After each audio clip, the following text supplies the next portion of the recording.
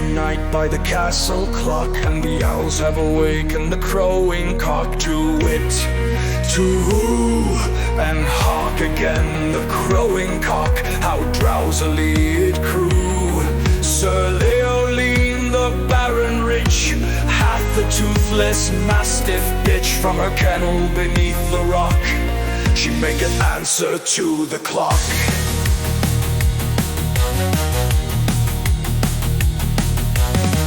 For the quarters and 12 for the hour, ever and day by shine and shower. 16 short howls not over loud, some say she sees my lady's shroud.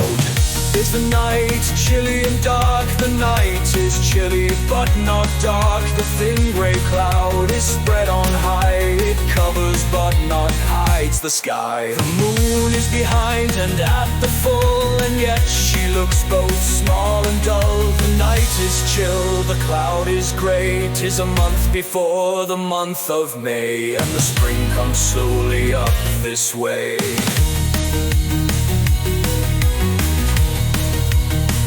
The lovely lady Christabel, whom her father loves so well, what makes her in the wood so late? A furlong from the castle gate. She had dreams all yesternight of her own betrothed knight, and she in the midnight wood will pray for the weal of her lover that's far away. She stole along, she nothing spoke. The sighs she heaved were soft and low, and naught was green upon the oak but moss and rarest mistletoe.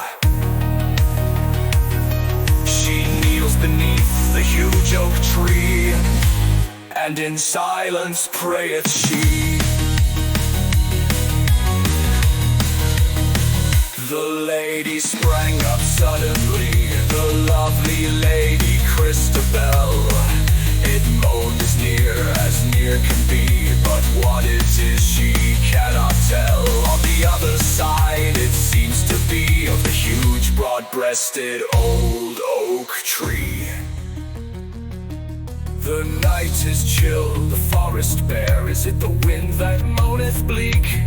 There is not wind enough in the air to move away the ringlet curl from the lovely lady's cheek. There is not wind enough to twirl the one red leaf, the last of its clan, that dances as often as dance it can, hanging so light and hanging so high on the topmost twig that looks up at the sky. Hush, beating heart of Christabel, Jesu Maria, you shield her well. She folded her arms beneath her cloak and stole to the other side of the oak. What sees she there? There she sees a damsel bright, dressed in a silken robe of white, that shadowy in the moonlight shone, the neck that made that white robe one. Her stately neck and arms were bare, her blue veined feet unsandaled were, and wildly glittered here and there the gems entangled in her hair. I guess 'twas frightful there to see a lady so richly clad as she, beautiful exceed in the old wine worn, her blue veined feet unsandaled were, and wildly glittered here and there the gems entangled in her hair. I guess 'twas frightful there to see a lady so richly clad as sweet. Christabel, her feet doth bare, and jealous the listening air, they steal their way from stair to stair. Now, now in gloom, and now they pass the Baron's room, for her step was ref, and now have reached her chamber door, and out of Geraldine pressed down the rushes of the chamber floor. The moon shines dim in the open air, and not a moonbeam enters here, but they without its light can see the chamber carved so curiously, carved with figures strange and sweet, all made out of the carver's brain, for a lady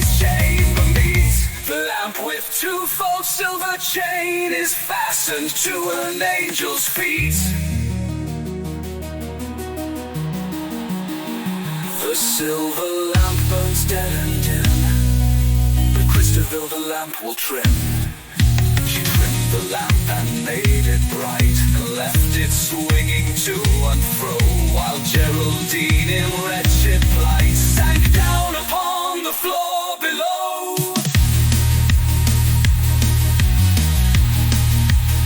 Oh, weary Lady Geraldine, I pray you drink this cordial wine.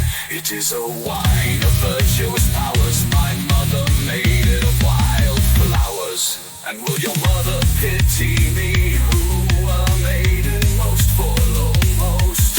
Behold her bosom and half her side, a sight to dream of, not to tell. Shield, sweet Christabel, yet Geraldine nor speaks nor stirs. Oh, what a stricken look was hers. Deep from within she seems halfway to lift some weight with sicker say, and eyes the maiden seeks to lily. Then suddenly, as one defied, collects herself in sky implied, and lay down by the maiden's side. And in her arms the maid she took, our bride, here to pay. And with low voice and doleful look, these words did say: in the touch of this bosom there worketh a spell, which is Lord of my upper Christabel. Thou knowest tonight and will know tomorrow this mark of my shame, this seal of my sorrow. But vainly thou warrest, for this is alone in power declared, that in dim forest thou heardst alone. No, thou vowed and brightly surpassing fair, and didst bring her home with thee in love and in charity, to shield her and shelter from the damp air. It was a lovely sight to see the Lady Christabel, when she was praying at the old oak tree, underneath the jagged shadows of mossy leafless boughs. Kneeling in the moonlight to make her gentle vows, her slender palms together pressed, heaving sometimes on her breast, her face resigned to bliss or bale, her face so colic fair.